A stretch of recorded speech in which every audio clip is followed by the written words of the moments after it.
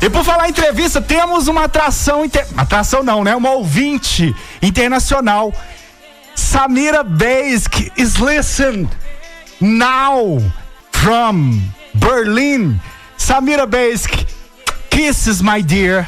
Thank you for everything. Thank you for the message. I told about the new single, the release of new single. Thank you for the attention. Thank you for this gift that you give to me, to us. You and Fred, abração Fred, Conte. Samira, send to us a teaser. Sing for us a little bit of the new single, a cappella. Can do it for us, please. Então a Samira tá ouvindo a gente aqui, galera, ó. Mandou mensagem aqui falando que tá ligadinha. Se tiver aí no... Samira, are you in the YouTube channel? Could you send a message? Hi, Brazil, something like that. Pois é, galera, a Samira tá aí. Meu inglês cursivo me pegou de surpresa, eu tô tão nervoso. Meu inglês funciona muito depois da segunda.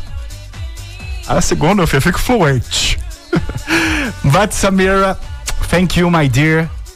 I hope you enjoy this program, this show, this radio show, and send to me audio message because I will play here on the radio like the music on the radio like Donna Summer sing it before. Thank you, my dear. I'm waiting for your message. Samira, when I look into your eyes, I know you tell me lies. A Chique tá aqui, mandou uma capela pra gente. Você pensou que a Samira não ia mandar áudio aqui pra gente, não? Meu jovem, é assim que é. É o quê? Atração internacional. Ela cantou um pedacinho do novo single. Eu tô perguntando, né, também se ela manda uma mensagem aqui para os fãs, né? Please, Samira, send a message for us fans. For your fans in Brazil. We need it. Mas com exclusividade, capela da nova música, Once. E daqui a pouco também vamos tocar o novo single com remix de Fred, Conte. Aguarde.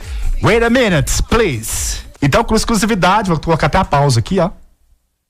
Esse vocal maravilhoso que embalou as danceterias e preencheu, né? Preencheu nosso coraçãozinho, continua preenchendo, aquecendo nosso coração. E esse timbre é o timbre da década de 90. Então, Samira que cantou Maxx Get A Way e virou uma amiga. E eu consegui fazer essa conexão com o Fred, que é o DJ aqui do Brasil, que fez essa versão que eu vou tocar agora, mas vamos de capela, né? Once upon a time, I could control myself, yeah. Greetings to everyone in Brazil listening to O Som do Cassete and Eric Risato. Greetings from Berlin, from Samira to all of you. Mwah.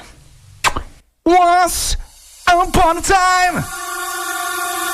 Once upon a time, I could control